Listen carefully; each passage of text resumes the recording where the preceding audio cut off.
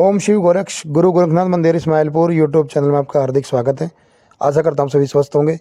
तो आज का जो विषय है इस वीडियो में बताने का वो ये है कि आप ऐसा क्या करते हैं जिसकी वजह से आपका ऑरा कमज़ोर हो जाता है या फिर ख़राब हो जाता है। आपने इतनी मेहनत की, इतने सारे आपने मंत्रों का जाप किया, इतना समय आपने दिया और फिर ऐसा किया कि उस वजह से आपका जो ऑरा है वो एकदम ख़त्म हो गया। आपका जो ऑरा है वो या फिर कमज़ोर पड़ गया।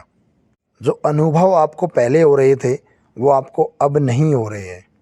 अब जो लोग कई बार मुझसे पूछते हैं ना व्हाट्सएप पे कि पहले मुझे अनुभव होते थे, पहले मुझे सपने के माध्यम से ये दिखता था, वो दिखता था, कोई व्यक्ति ऐसा था जो मेरी रक्षा कर रहा था, जो मुझे आगे का सब कुछ दिखा रहा था, वो अब नहीं होता, वो अनुभव अब नहीं होते। तो ये उन लोगों के लिए वीडियो ये बहुत ही ख़ास होने वाली है।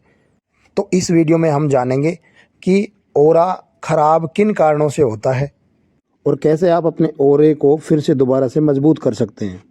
तो वीडियो आपके लिए बहुत ही खास होने वाली है। वीडियो को अंत तक देखना ताकि एक एक चीज़ आपको बारीकी समझ में आए। और जो लोग हमारे इस चैनल पर नए हैं वो लोग हमारे चैनल को सब्सक्राइब कर दें, बेल आइकन के बटन को दबा दें ताकि आने वाली वीडियो आपको सबसे पहले मिले। देखो भाई, सबसे पहले आपको मैं शॉर्ट में बता दूं कि ऑरा क्या होता है। ऑरा हमने जितने भी हमने मंत्र जाप किए, उन मंत्र जाप के कारण जो भी ऊर्जा हमारे इर्द गिर्द इकट्ठी हुई है उसको हम ऑरा बोलते हैं। वो हमारी प्रोटेक्शन होती है, वो हमारी रक्षा करती है, वो सुरक्षा चक्कर एक बना होता है, तो उसी को हम ऑरा बोलते हैं। लेकिन कुछ लोग ऐसे होते हैं कि वो इन सब चीज़ों को जो मैं आपको बताने वाला हूँ ये सब करके वो अपने ऑरे को ख़त्म कर लेते हैं, वो ऑरे को कमज़ोर कर लेते हैं। तो सबसे पहले मैं आपको बता दूं कि जब जन्म लेते हैं तो हमारा जो ऑरा होता है वो भगवान ऑलरेडी हमें हमारा बनाकर भेजते हैं। और उसके बाद धीरे धीरे जैसे हम बड़े होते रहते हैं तो बड़े होने के साथ साथ हमारे अंदर कुछ विकार आते हैं, जैसे ईर्ष्या का भाव है, किसी का बुरा सोचना, चोरी करना, झूठ बोलना, पाप करना, जीव जंतुओं की हत्या करना, अपने से बड़ों को गलत बोलना, अपने माता पिता के साथ गलत व्यवहार करना, काम वासना, लोभ, लालच। तो ये जितने भी मैंने आपको बताया ये सारी चीज़ें जब आपको घेर लेती है तो आपका जो ऑरा होता है वो एकदम कमज़ोर पड़ जाता है। अब एक तो होता है कि ये सारी चीज़ें आपको घेरती है तब, यानी कि शुरुआत जो होती है वहाँ पे आपका ऑरा कमज़ोर पड़ने लगता है। अब एक होता है कि आप इन चीज़ों में एकदम से पूर्ण तरीके से आप उतर जाते हैं। आप भक्ति की तरफ नहीं होते। आपका जो आस्था होती है, आपकी जो आस्था है वो भगवान में नहीं होती है, आपकी सिर्फ गलत कार्य में ही होती है। तो आपका जो ऑरा होता है वो एकदम ख़त्म हो जाता है। आपके ऊपर कोई भी नेगेटिव शक्ति हावी हो सकती है, आपके ऊपर कोई भी आपके ऊपर तंत्र कर सकता है। अब क्या होता है कि आप अगर किसी सामने वाले को आप कुछ गलत बोल रहे हैं तो वो इंसान अगर फील कर रहा है, महसूस कर रहा है कि आपने उसको गलत बोला है और वो आपको मन ही मन आपको गालियाँ दे रहा है, तो आपका ऑरे पर आपका इम्पैक्ट पड़ता है कि आपका ऑरा कमज़ोर पड़ता है। ऑरा जब ख़राब हो जाता है, ऑरा जब जीरो हो जाता है एकदम, तो उसके बाद आपकी जो ऊर्जा है वो काली पड़ जाती है। तो ऐसे लोगों को जब हम टेस्ट करते हैं तो उनका जो ऑरा है वो एकदम ब्लैक दिखाई देता है, क्योंकि वो पाप से भरा हुआ होता है। और उसको देखकर कोई भी बोल सकता है कि इसको तो नेगेटिविटी कभी पकड़ लेगी, चलते चलते ही पकड़ लेगी, राह चलते भी उसको नेगेटिविटी पकड़ सकती है। अब आपने देखा होगा कि बहुत सारे जो साधु संत हैं वो लहसुन प्याज तक नहीं खाते, मांस मदिरा का सेवन तो बहुत दूर की बात है।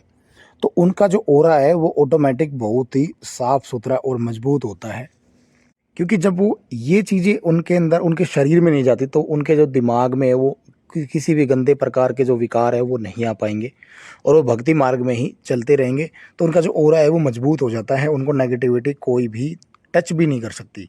और जो लोग मांस मदिरा, लहसुन प्याज, मेन तो होता है कि लहसुन प्याज तो चलो ठीक है वो सब्जी में आ गई, परंतु एक अलग चीज़ जो है कि जो मेन जो चीज़ होती है वो मांस और मदिरा होती है, यानी कि किसी जीव को मार कर खाना, वो सबसे बड़ा पाप होता है। जो भी लोग जीव हत्या करके उसको खा रहे हैं वो सबसे बड़ा पाप इसलिए माना गया है क्योंकि जब आप हम किसी को जीवन दान नहीं दे सकते तो हम मृत्यु क्यों दे। और अगर किसी ने मृत्यु दे भी दी उस जीव को तो हम उस जीव को खाए ना, क्योंकि ये जो भोजन होता था पहले वो राक्षसों का होता था। तो यानी कि अगर हम खा रहे तो हम राक्षस हैं, हम देवता थोड़ी ना है, या फिर हमारे अंदर देव का गुण थोड़ी ना है, हमारे अंदर देवता के गुण भी नहीं आ पाएंगे। चाहे हम कितनी भी पूजा पाठ कर ले, मंदिर जा ले, कहीं भी जा ले, तो इन्हीं सब कारणों से जो हमारा ऑरा होता है वो खराब हो जाता है। मेन बस मैं आपको यही बताना चाहता हूँ कि अगर आप भक्ति और भक्ताई मार्ग में अगर आप आगे बढ़ना चाहते हैं तो आपको तामसिक चीज़ों का सेवन आपको त्यागना ही पड़ेगा।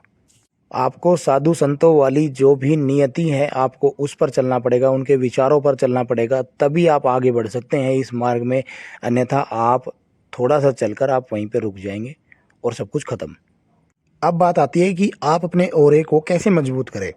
तो सबसे पहले आप अपने जितने भी ये विकार थे आप इनको धीरे धीरे बंद कर देंगे, इनको आप त्याग देंगे। आप अपने से बड़ों का आप जब आशीर्वाद लेते हैं तो आपको जो आशीर्वाद देने वाला होता है वो यही कहता है कि आप जीते रहो, खुश रहो। तो उनका जो आशीर्वाद है वो आपको इतना ज़्यादा बेनिफिट देता है, इतना ज़्यादा आपको सहायता करता है आपके ऑरे को मजबूत करने में, कि उसने जो भी अपना आज तक का जो पुण्य कमाया हुआ होता है उस समय तक का, वो पुण्य से, उस पुण्य से आपको वो आशीर्वाद दिया है, तो उसकी जो ऊर्जा है वो आपके ऊपर आई है और वो आपके ऑरे को मजबूत बनाएगी।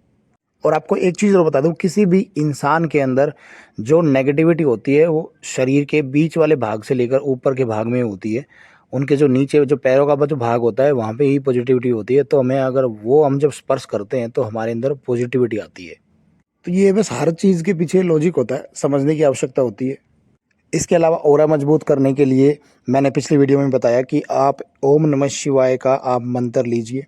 अगर आपके गुरु हैं तो सबसे अच्छी बात है, नहीं तो शंकर भगवान को आप गुरु बनाइए और गुरु बनाकर आप ओम नमः शिवाय का जाप आप शुरू करें। किसी भी शुक्ल पक्ष के पहले सोमवार से आप शुरू करें।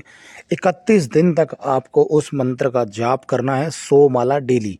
आपका जो ऑरा है वो मात्र 31 दिन में आपका ऑरा मजबूत बनकर तैयार हो जाएगा, संपूर्ण हो जाएगा। और आप फिर उसको आप संपूर्ण आहुति उसकी हवन की देनी होगी आपको। आपका जो ऑरा है वो पूरी तरीके से बिल्डअप हो जाएगा। उसके बाद आपको 11 माला डेली आपको उस मंत्र की करनी है, ओम नमः शिवाय की। तो आपका ऑरा मजबूत बना रहेगा। आपके अंदर जितने भी विकार थे वो आपको, मेन है कि विकार आपको त्यागने पड़ेंगे। विकार आपके दिमाग से, दिल से, आपके अंदर से निकलने चाहिए, तभी आप ऑरे को मजबूत बनाने में सफल हो सकते हो। अन्यथा आप कितना भी, आप चाहे पूरी साल मंत्र का जाप कर ले ओम नमः शिवाय का, आप चाहे कुछ भी कर लें, आप पाठ कर लें, हवन कर लें, कुछ भी कर लें, साधना कर लें, कुछ भी नहीं होने वाला जब तक आपका मन शुद्ध नहीं है, जब तक आपका तन शुद्ध नहीं है, जब तक आपकी बुद्धि एक स्थिर मार्ग में नहीं चलेगी। आपकी जब बुद्धि आपके एक भक्ति भावना में नहीं चलेगी, जब तक आपका ऑरा आपका मजबूत हो ही नहीं सकता। तो मैं आशा करता हूँ कि दी हुई जानकारी से आप पूर्णतः संतुष्ट होंगे। आपको एक एक चीज़ आपको बारीकी समझ में आई होगी। फिर भी अगर आपको कुछ लगता है कि आपको इसमें कुछ कन्फ्यूजन है, आपको कहीं से कुछ समझ में नहीं आया है, तो आप वीडियो को दोबारा भी सुन सकते हैं। और अगर फिर भी कोई समझ में नहीं आता तो आप कमेंट के माध्यम से आप मुझसे पूछ सकते हैं। बाकी वीडियो को लाइक करें, शेयर करें। हम मिलते हैं एक नई जानकारी के साथ। जब तक